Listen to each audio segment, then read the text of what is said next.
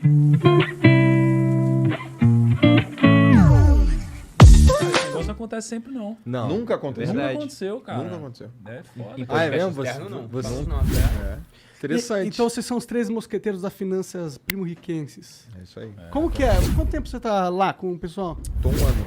E como que você chegou nesse rolê? Cara, eu conheço o Thiago desde 2017. A gente, se conheceu num evento. A gente foi palestrar no TEDx Santos. E aí eu fui palestrar, ele também, a gente se conheceu lá. Eu trabalhava... Cara, eu era CLT, cara, na época. Eu trabalhava num projeto social do Neymar. Não, da hora. Lá na Praia Grande, Instituto Projeto Neymar Júnior. Foi muito legal a experiência. Mas eu, uma vontade tremenda de empreender. Venho do esporte, né? Tive uma carreira como nadador muito boa. E encontrei o Thiago numa palestra, a gente se conheceu lá, palestramos, rolou uma sinergia violenta. Aí, 2 dias depois, eu morava em Santos, ele falou, cara, sobe aqui para Sampa, né? Porque quem mora em Santos sobe para São Paulo, que eu vou apresentar uma ideia aqui, ver se você topa. E era o Código da Riqueza. Nossa, lembra disso, cara? Lembra disso, Faz velho? tempo, cara. Um projetaço aí pra gente entender o que tinha por detrás da mentalidade das pessoas milionárias e Pô, bilionárias. mas calma aí, você tá pulando fase, mano. Uai. Contar no momento que a gente se conheceu, cara. Não, mas é legal você ter Deixa eu contar a essa tua parte impressão que foi, Essa foi parte, irada. cara. Foi assim, ó. Eu nunca tinha falado muito no palco, sabe? Há um tempo atrás. E aí eu fui dar uma das minhas primeiras palestras e foi num TEDx, onde aquele evento legal. E aí nesse evento, eu lembro que eu palestrei cedinho. E aí a gente foi almoçar depois, os palestrantes. E aí tinha um cara na mesa que não tinha palestrado ainda. Que era esse cara aqui. E aí todo mundo pediu, era um bar em Santos. A gente pediu cerveja, pediu, sei lá, parmegiana, pediu um monte de coisa. E aí esse cara aqui pegou e pediu uma salada, mano. Aí todo mundo olhou. Eu falei, por que você pediu uma salada, cara? Aí ele falou, não, cara, é porque eu ainda não palestrei. Então eu tenho que manter o foco. Eu falei, caraca, o cara tem que manter... Que loucura esse negócio, né? Eu nunca tinha ouvido um negócio desse, né? Comida tira o foco, cara? Como assim, cara? Não, que o tipo de comida que a galera tava comendo ia deixar os caras preguiçosão. Pesadão, né? mas Pesadão. total. Depois se eu como um hambúrguerzão, fico Muito, sono. E aí, o que aconteceu? Aí eu falei, nossa, que negócio diferente. Ele comeu a saladinha, todo mundo se divertindo, não sei o que lá. E aí ele falou, vou palestrar logo depois do almoço.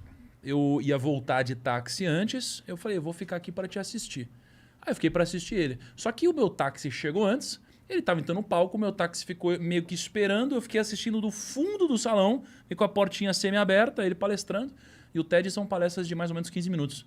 Não mais do que isso, né? E aí ele palestrou, eu falei, caraca, eu nunca vi um cara palestrando desse jeito, velho. Foi a palestra mais bizarra que eu já tinha visto na minha vida, assim.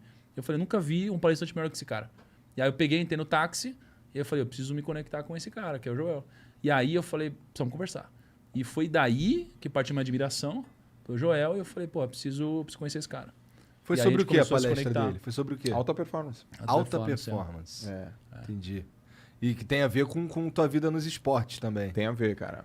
Porque em 2017, eu tava, sei lá, no intervalo lá no Instituto Neymar e passei assim no Facebook e vi um cara falando assim, porra, sou a maior autoridade de alta performance do Brasil e tal. E aí naquele dia eu falei pra mim, eu vou ser esse cara. Eu vou ser o maior. Mas não sabia nem como, né? Então a primeira coisa que eu fiz foi isso. O que a turma tá falando sobre alta performance no Brasil? E eu vi que o conceito estava equivocado. De que forma? Porque assim, ó, alta performance, inevitavelmente, tende a haver uma comparação externa. E aí o cara falava assim, se você for alinhado, tiver seus objetivos claros, se você for um cara produtivo, se você souber fazer, sei lá, seus planejamentos de maneira específica, você vai estar em alta performance. E eu peguei um livro falava disso, outro disso, eu falei, velho, isso não é alta performance. Eu vim do esporte. Alta performance é nadar com um monte de cara e subir no pódio. Isso é alta performance. Fim. Vocês são alta performance. Vocês são topo. Então, eu falei, cara, isso não é alta performance, isso é auto performance. E aí eu vi que não tinha esse termo, eu comecei a trabalhar, falei, gente, não confunda alta com alto. E eu trouxe uma reflexão diferente do mundo esportivo e fiz um paralelo para o mundo profissional. Que imagino que tem uma boa conexão, porque Pra os dois cacete, são mano. altamente competitivos, né? Pra cacete, tem muitos paralelos, assim. Então, você vai pegar, por exemplo, os maiores empresários, os caras, praticam esporte. Aí você vai olhar o esporte dos caras, é esporte de longa duração. Aí você vai no triatlon, os caras vão pro Ironman. Os caras têm uma mentalidade muito, muito sinérgica entre esporte e negócio. Aí eu comecei a falar sobre esse assunto. Cara, era matéria verde, né, meu? Ninguém falava sobre esse assunto, né? Ninguém falava disso daí. Ninguém falava. E aí eu fui falando, mas eu falava com uma retórica da minha história como atleta. Eu fui professor universitário há 11 anos, então tenho habilidade com didática. Foram vários componentes, né? Caralho, Então, tu deu aula de quê? eu me formei em educação física, aí eu comecei dando aula de atividades aquáticas. Eu não curtia muito, porque eu achava uma bosta. Meu professor de natação. Mas eu era muito bom, e ainda sou, né, em análise de movimento. Eu virei professor de biomecânica. Da hora. É, Caralho, cara, me desculpa, mas tu tem quantos anos? eu tenho 40. Tu tem 40 anos? Aí, ó. Fica tomando esses negócios. Eu tenho Caralho! 40. 40 anos, cara. Nossa senhora, tá bom, cara. Parabéns. Parabéns aí. Parabéns. Tá mentindo, tem que ver do caralho. Ele falou que deu 11 anos de aula, porra. E antes disso o cara foi atleta e blá blá blá. Caralho, Fui, legal. cara. Então eu fui atleta, professor universitário, tudo ao mesmo tempo, né? E então, porra, juntou o assunto com a minha didática, com a minha história, com Mata Verde, com timing, conhecer os caras, e o cara gostou de mim, esse aqui gostou de mim, aí a internet tava receptiva. E foi assim que a gente se conheceu. Então a gente tem uma amizade desde 2017, que foi quando eu conheci o Bruno também. Pelo Thiago. É. Eu fui gravar com o Thiago uma vez na Corretora Rico. Na verdade, nem era contigo, era só um dia de gravação que a gente esbarrou lá. E aí o Thiago tava com o Joel.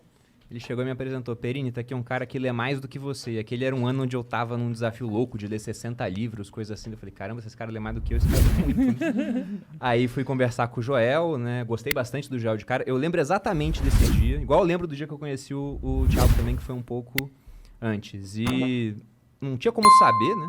Que 3 anos depois, mais ou menos isso. 4 anos, né? 4 anos depois, a gente ia virar sócio. Mas foi bem bacana. Conheci o Joel, que era um cara diferenciado. Com o Thiago foi a mesma coisa.